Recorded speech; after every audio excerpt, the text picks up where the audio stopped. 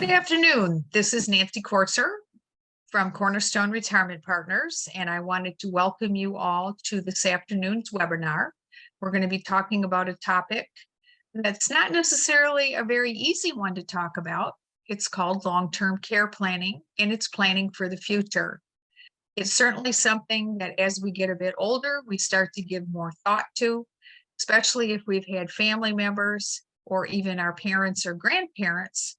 As they've aged, you've seen them decline and gotten involved perhaps in their care and maybe even understanding what the financial impact is of that care.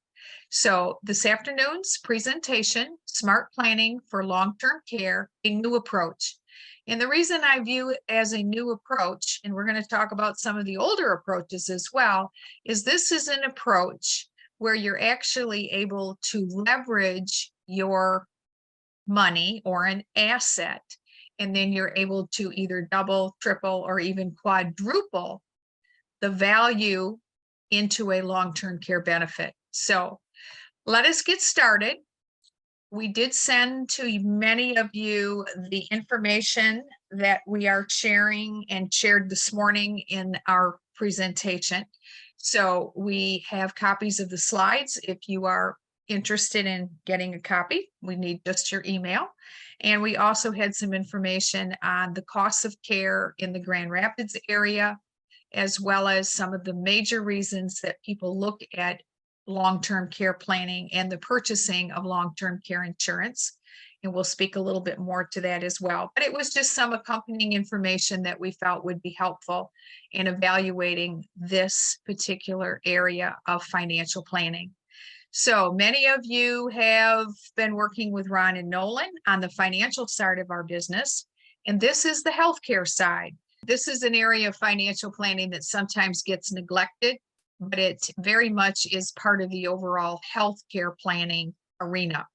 Many of you I've helped with your Medicare, so this fits nicely in approaching this topic as we're becoming Medicare eligible, as we get into our 60s and our 70s and thinking about changes that will be happening over the course of time.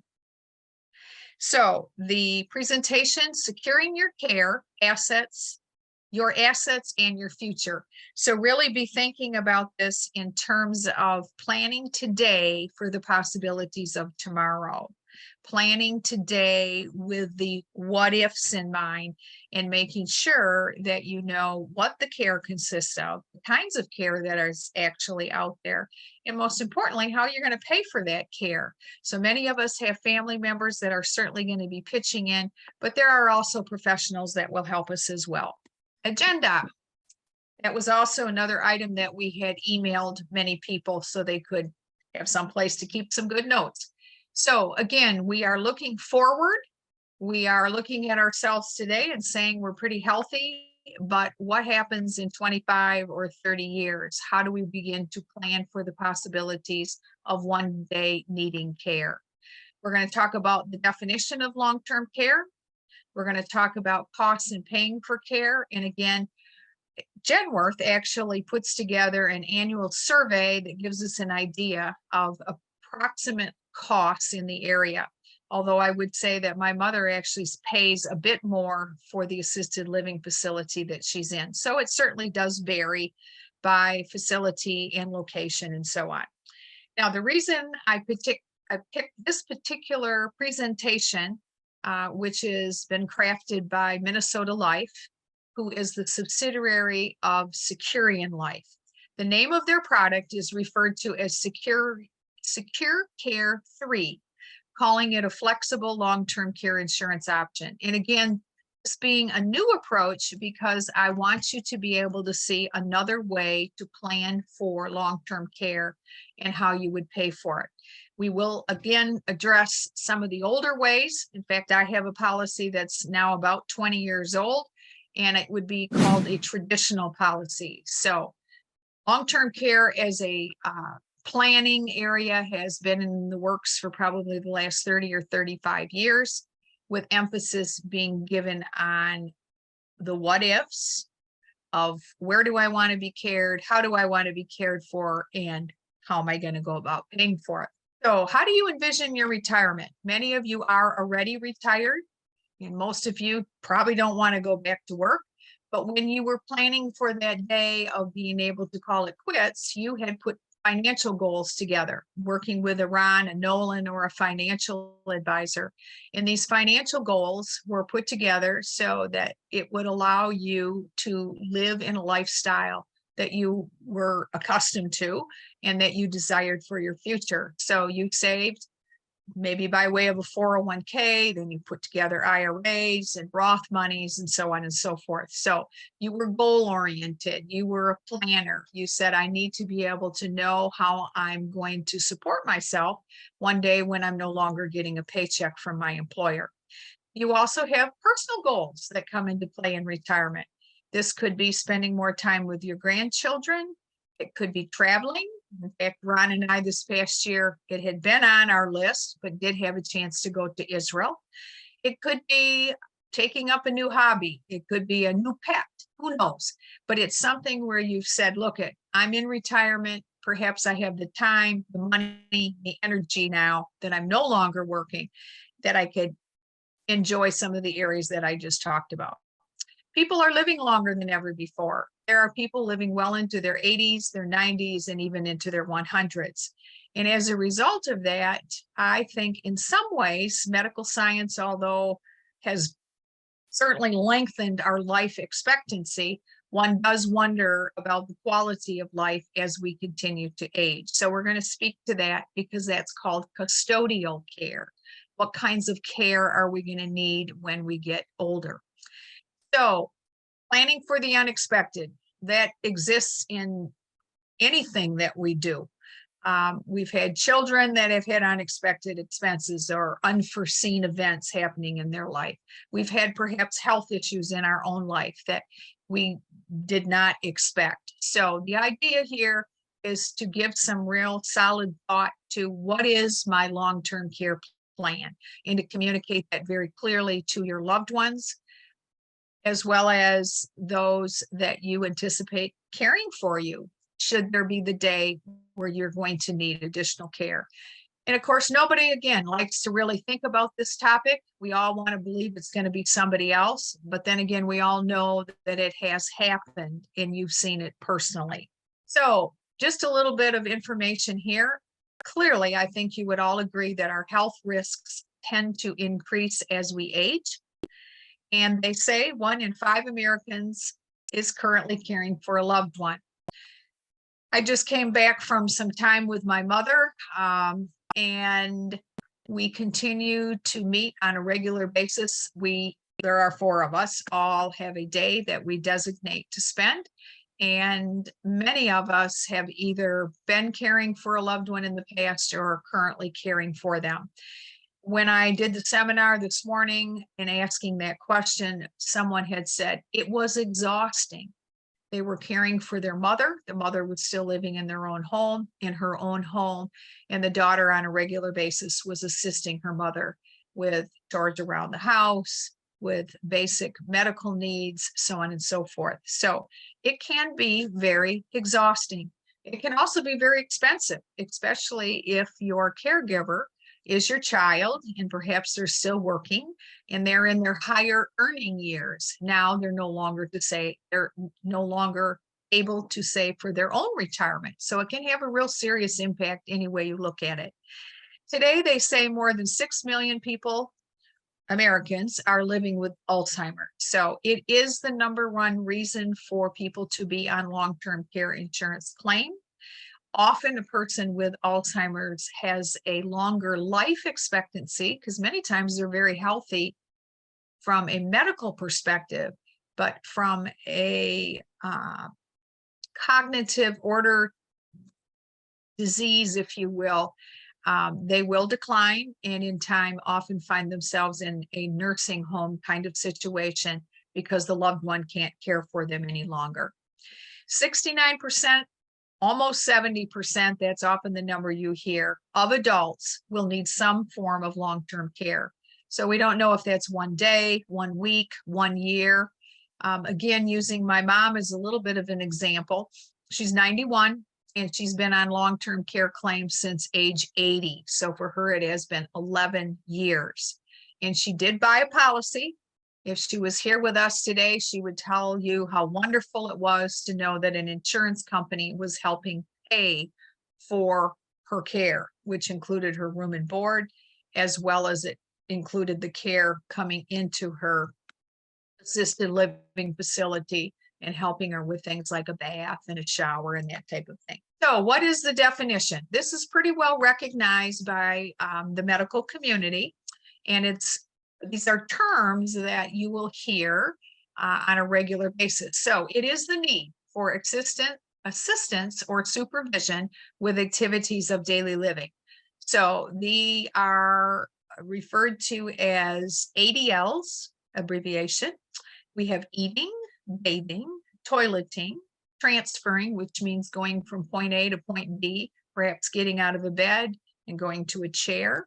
Dressing, your ability to put your clothes on, buttons, zippers, and so on. And then we have continence issues, the bowel issue, the ability to go to the bathroom on your own. Then we have the cognitive impairment, which again, as people are getting older, there often are issues and concerns with cognitive decline. So these are really important questions in terms of crafting a plan. What I would often tell people is it's more important to have a plan, perhaps, than to buy long-term care insurance. I think that they certainly go hand in hand, but you really do need to know how you want to be cared for. I mean, this is you that we're talking about. This is your likes and your dislikes of what type of care do you want to receive? Do you want to receive care in the home? Do you want to receive care from a family member? Do you want to receive care because you had a stroke and it requires a certain kind of care? Maybe it even involves rehabilitation, but it's really thinking about the what ifs. If you had a cognitive decline, what would all be involved? If you were living alone, if you were not living alone. Certainly it changes over the course of time as circumstances change. You know, you lose a spouse and now you're on your own as a widow or a widower. You've got to be thinking about the one day when you might need help and how is that going to work. So we have the what type of care do you want to receive? Well, again, a lot of it is dependent upon the type of care you need based on the medical need, okay? And it's really, when I say medical need, it's the medical problem or issue that has surfaced, right? But now as a result of that, you're unable to do the activities of daily living on a regular basis. You can't get up in the morning in your own strength. Now you need help to be able to get out of bed. So now you get out of bed and you need help getting into the shower. You had a bathtub, now you got to climb over the bathtub there, and you've got a grab bar, and you've got somebody there who's helping you because you're fearful that you might fall. And it's time to fix a meal, but you can't stand long enough to fix a meal. So now you have to have someone help you fix the meal. So again, it's thinking about the what ifs when you can't care for yourself in the way that you typically would just go about your business. So who do you want to care for you? It could be a child or children, although many children have busy lives. Some of them don't live in the same area that you do. And some of them would make a better caregiver than others. I tend to be much more let me help you with the health insurance and the financial side of things. And my sister tends to be more the nurturer and is an excellent listener in terms of listening to my mom and assuring her that all is going to be well. Where do you want to live? Do you want to live in your own home? Most people do. That's where the vast majority of care today takes place. But there could be the possibility of one day where you'll have to move into assisted living. My mom had that happen about 4 years ago. We reached a point in her condo where she could no longer care for herself. Even though we had caregivers come in, she was becoming more fearful. The condo was much larger than what her needs were in terms of upkeep and that type of thing. and she definitely needed more care. Even though we were there on a real regular basis and we had healthcare workers come in, she needed more care than what was currently being provided. So there are places of care, certainly the nursing home. We also have daycare facilities, and we have adult foster homes. So there are a variety of places that people might want to be cared for. Some people might want to even live closer to their children and then check out places again of care. It might be assisted living. It might be a nursing home as well. So having a child nearby could make a real difference. So it is expensive, the cost of care. Now people will say, oh, but that insurance is very expensive. And I guess that's kind of a matter that we have to sit down and look at in more detail, because insurance, it helps minimize the risk. So the policies of today are not a payment of, you buy a policy, you get $10 worth of benefits, and you only paid $10. No, that's not how it works. And in a minute, I will actually give you an example. But clearly here, the purpose of this slide is to show you that the cost of care will continue to increase. And today, the per hour rate for a home health aide is about almost $30 an hour. My mom, in the years past, it was starting to approach this number. I think it's actually a little bit less. They generally will only come in, or they will have a minimum of 2 hours for your care, and they will charge you more if it's in the evening and if it's on the weekend. So kind of keep that in mind, but there are many home health care agencies in the area, and they will come in and they will assess the need, and then they will assign the appropriate type of worker, if you will. There's home health aides, there's nurses that come in, and they all have different skill levels based on the need of the client. We have annual cost for assisted living. Today it's forecasted at about $54,000. I think my mom actually pays more, in the neighborhood of about 60. And in the year 2036, it's forecasted to go to $81,700 and some dollars. So keeping in mind, we're talking about today, your current age, and then added another 20 or 25 years to it, and the cost of healthcare, which is when we're really going to need it, is definitely going to be more expensive. And then we have the annual cost for nursing home or private room care. Often you see these numbers as it relates to Alzheimer's. And we've got well over $100,000. And in 2036, it's even approaching $170,000. And that's on an annual basis. So pretty expensive when it's your own money that is going to be paying for all these services. Now, as an aside, some people will say, well, what kind of assets or savings do I have to really consider something like this?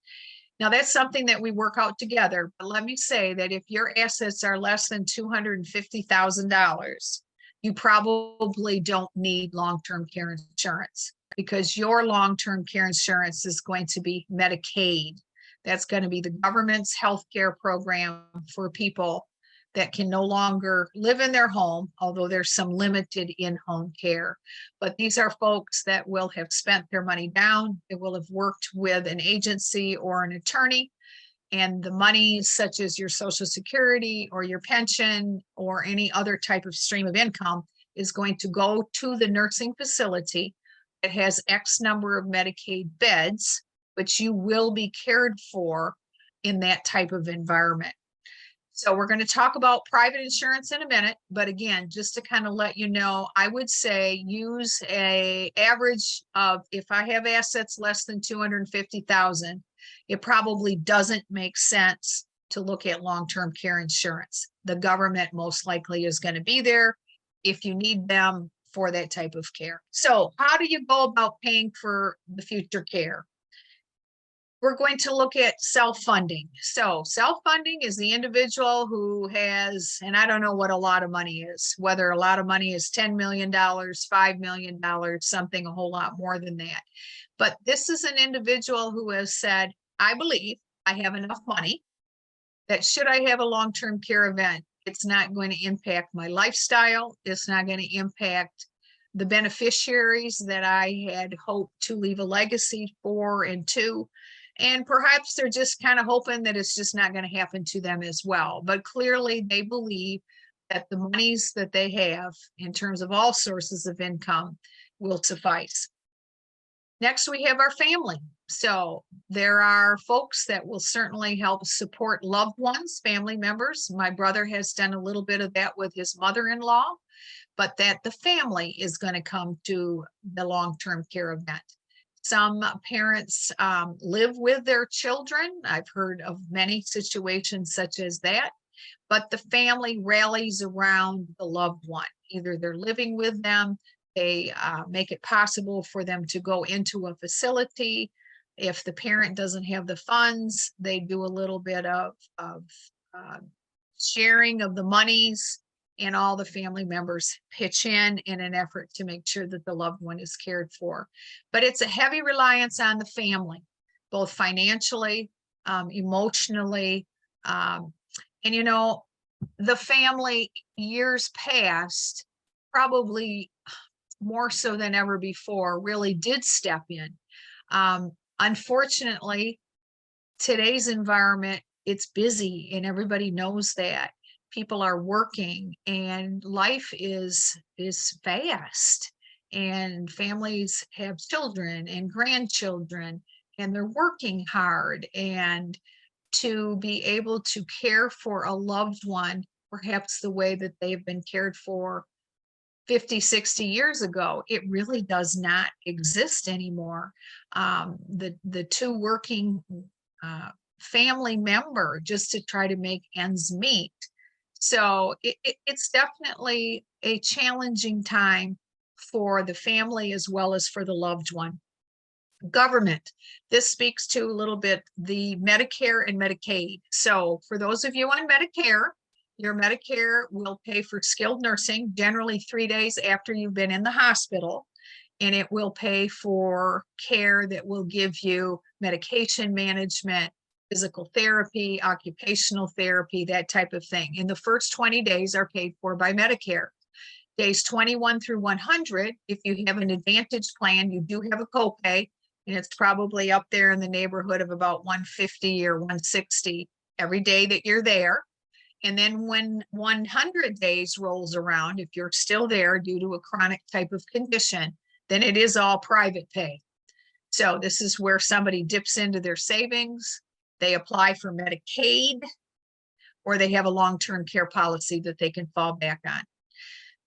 Briefly mentioned Medicaid. Again, that's the government's program for those people with less resources, and they will make you spend down. And they also have what's called a state recovery. And what that means is they can come after your home if they have spent money on your care in a nursing home and it was called Medicaid. So if that's something you want to know more about, please let me know. And then we have insurance, and we're going to spend some more time here about the insurance side of things to kind of get your feet wet and see if this is anything you have an interest in. So we talked a little bit about this, but the pros of self-funding and paying. Yes, you certainly do maintain control of your assets. You decide what you're going to spend and how you're going to spend it. And your choice of care. You can pretty much, if you've got money, you can go anywhere as long as there's an opening. Okay, you're not concerned about the cost per se. But the cons are the tax consequences, perhaps using monies that now you have to pay tax on that were not originally anticipated. It could seriously impact your the savings to your spouse. So if you went into the nursing home and depleted much of the monies for your care, then your spouse would not have as much to live on. And it could even put them into an impoverished type of situation. So it's just considering both parties. Or you could flat out run out of money because no one really knows how long you're going to need care. So relying on loved ones, the pros are certainly it's personalized, they know you, and it's affordable. Often you're not paying for it. Your child is devoting that time and attention and love to you. Your cons, their availability and location. Where do they live and are they available? their willingness to actually help you. Some are much better caregivers than others. The skill sets, it's all over the board as far as what a parent might need. The skill set, it could be the physical side. You could have a parent that you have to help get out of the chair. Do you know how to get them out of there? It could be a parent who longer can balance a checkbook. How good are you at balancing a checkbook or paying the bills? So again, it kind of speaks to how children are certainly helping their parents. And again, there's 4 of us and we've all kind of divvied it up, saying this is our strength. This is where we think we can really help our mother. And the financial and emotional impact on the caregiver. There are our government programs. We won't spend time on that. I've already addressed it. Now, here's the insurance side of things. So I mentioned traditional long-term care. The traditional long-term care has been around about 35 years. I bought a policy about 20 years ago.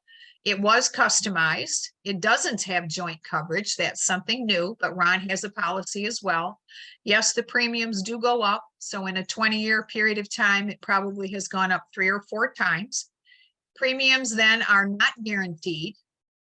Sometimes they'll give you a guarantee for the first year, but then after that, the premiums could increase, but you're always given an option of whether to take the increase or revise your benefits. The downside to a policy like this is a use it or lose it. So what that means is I pay my premium every year. In fact, I just paid it not long ago.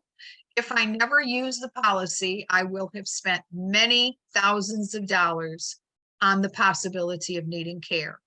So for Ron and myself, that gives us peace of mind. And if I just lay myself on a pillow and the Lord takes me home, that'll be fine. But some folks have said, you know, wouldn't that be really nice, great, if I could leverage my money so in the event I didn't need it, that I could pass it on to a loved one. So we're going to talk a little bit more about how that would work, and that is the hybrid solutions. There are only a few companies that are still selling long-term care, but those companies are very stable and have definitely worked through the kinks of long-term care. When long-term care was first introduced, it was priced too low. They thought that people would let the policy lapse, and instead people hung on to them. And then people started to use the policy. So they were paying all these monies out in claims.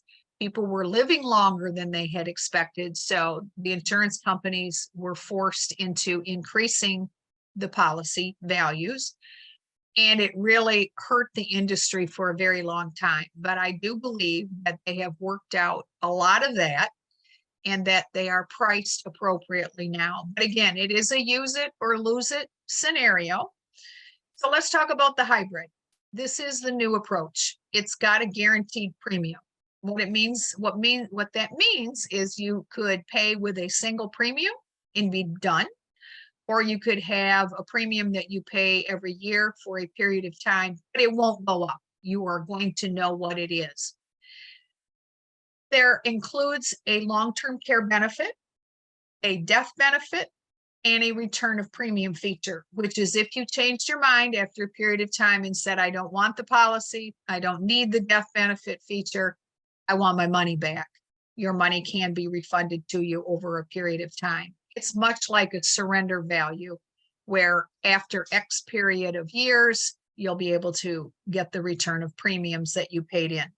Initially, it may be more expensive than traditional long-term care, but it is an approach which many people see as a win-win-win. I win if I need the long-term care benefit. I win if I never use the long-term care benefit, but I still have a death benefit. And we have the return of premium feature if you change your mind. So not to be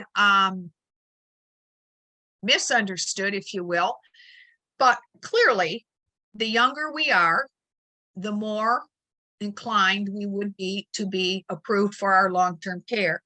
So as we continue to age, you can see the increase in declines will continue. So many of you are in the age of 60 to 64, age 65 to 69, and you can see The older you get, and again, not to be surprised by that, you would find yourself in a situation where you would not be medically underwritten or approved. So the policies that we're talking about of today do have medical questions.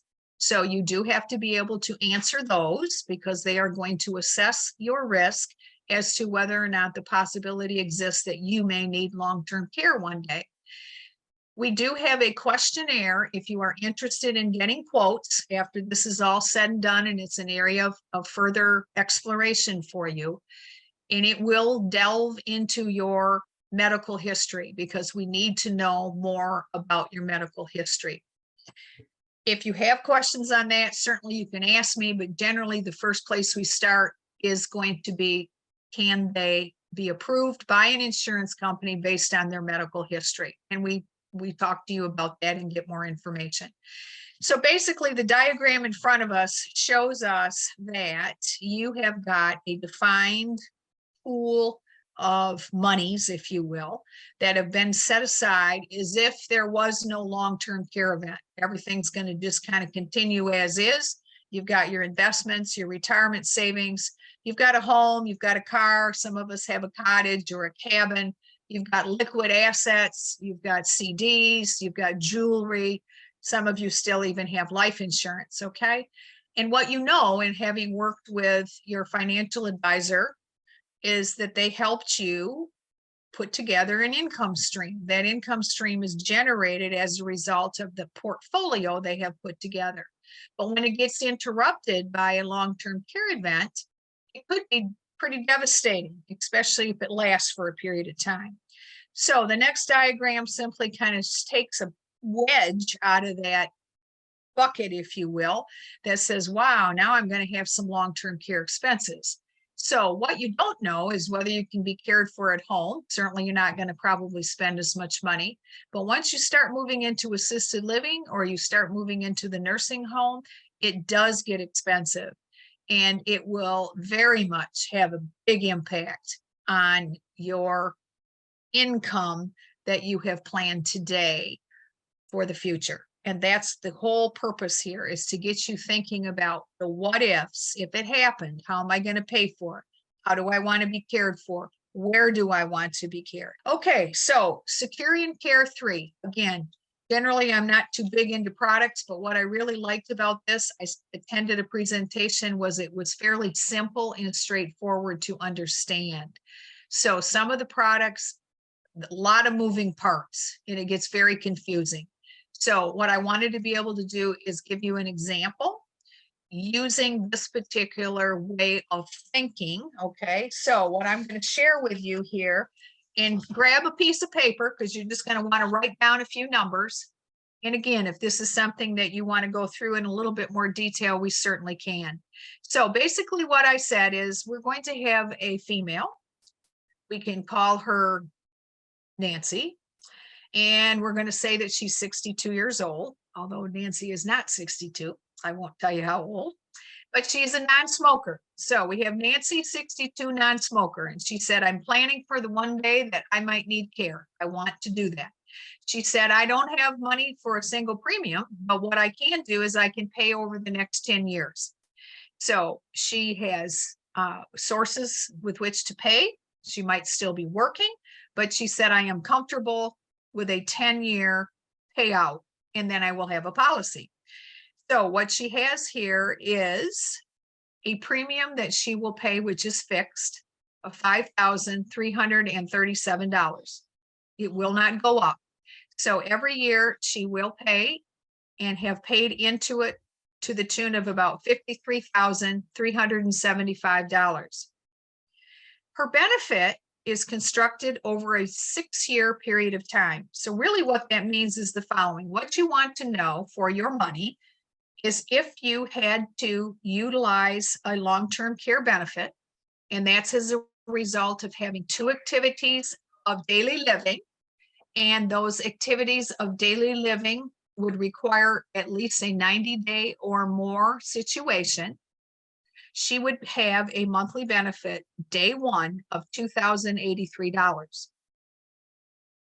In 30 some years, Nope, I'm sorry, less than that. Let's say this. At age 85, so she was 62, so not 30 years, but at age 85, she would have a monthly amount of $4,111. So we built in the 3% compound inflation factor, and you can see the power of the compounding. So her bucket of benefits overall, if they were to last 6 years, they would represent $319,149. So she had paid in $53,000. She had a paid up policy. She has benefits of $319,000. If she needed long-term care, she would have the monthly amount that I stated. If she said, I'm just not interested in this at all, I would really like my money refunded, her monies would be refunded at a later point in time.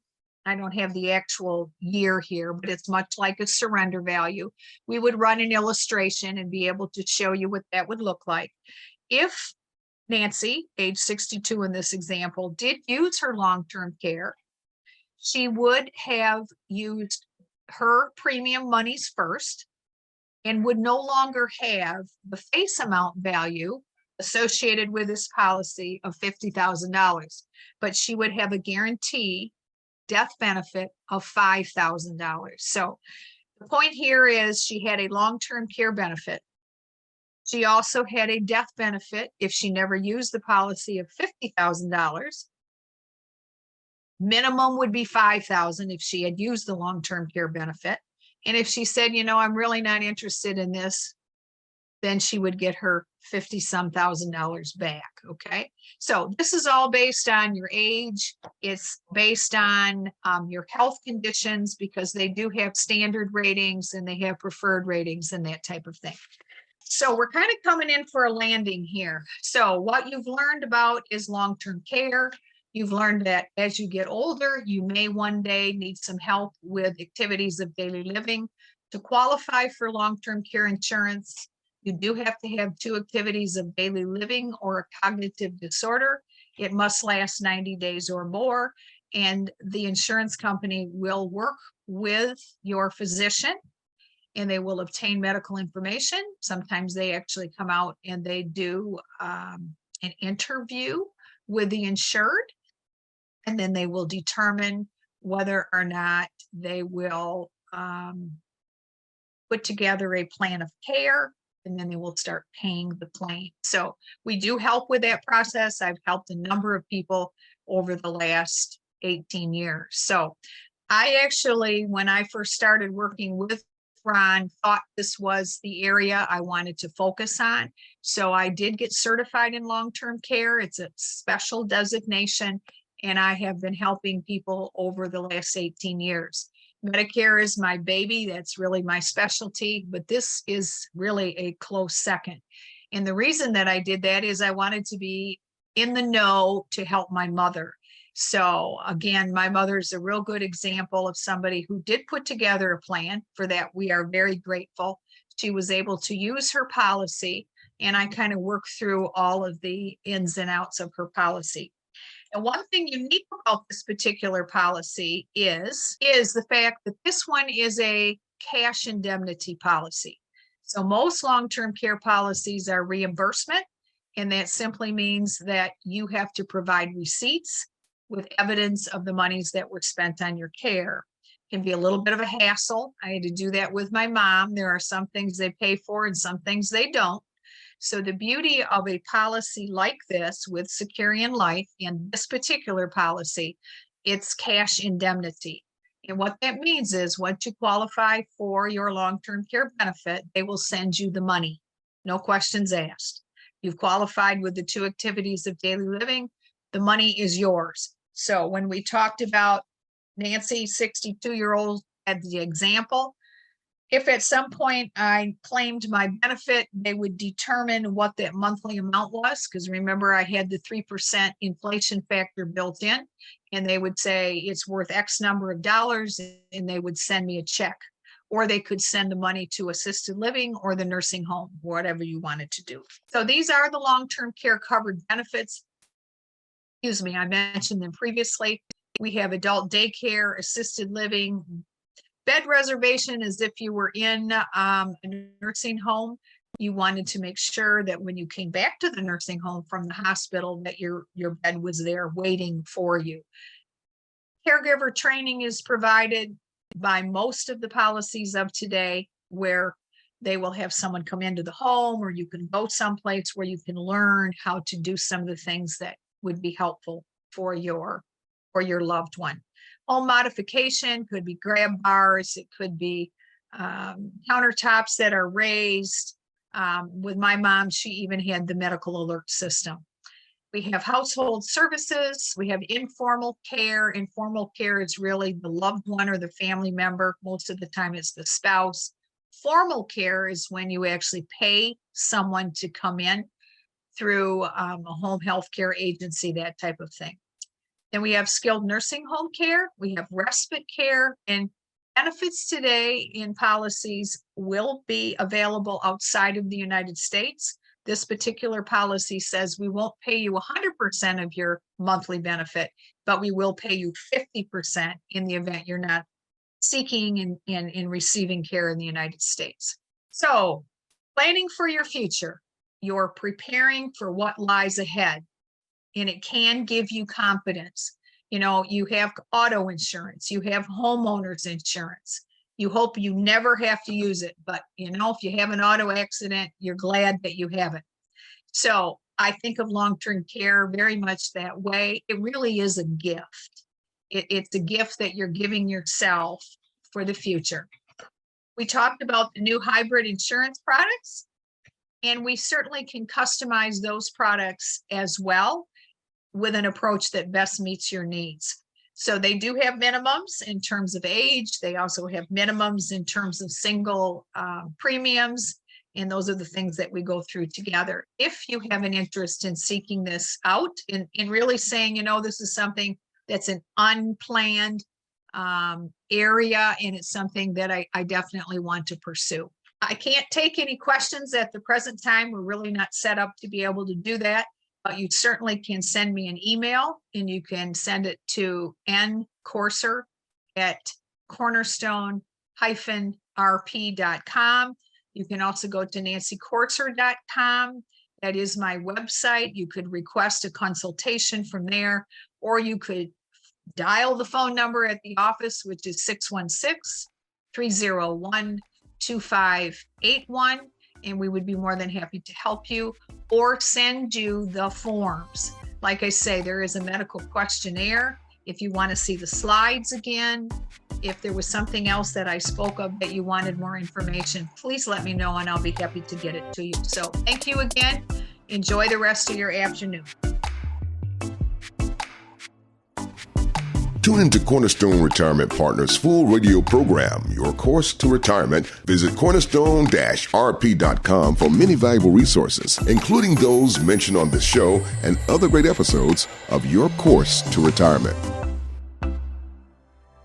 The content of this radio show is provided for informational purposes only and is not a solicitation or recommendation of any investment strategy. You are encouraged to seek investment, tax, or legal advice from an independent professional advisor. Ed Slott's Elite IRA Advisor Group is solely an indication that the financial advisor has attended training provided by Ed Slott and Company, passed biannual examinations on material covered at conferences and in webinars, and met other membership requirements, and does not constitute an endorsement of any kind. Ed Slott's Elite IRA Advisor Group members pay a fee for the educational programs that allow them to be included in the Ed Slott's Elite IRA Advisor Group. Membership does not guarantee investment success. Fiduciary duty extends solely to investment advisory advice and does not extend to other activities such as insurance or broker-dealer services. Advisory services offered through Brookstone Capital Management, a registered investment advisor. Advisory clients are charged a quarterly fee for assets under management, while insurance products pay a commission, which may result in a conflict of interest regarding compensation. Any investments and/or investment strategies mentioned involve risk, including the possible loss of principal. Any comments regarding safe and secure investments and guaranteed income streams refer only to fixed insurance products.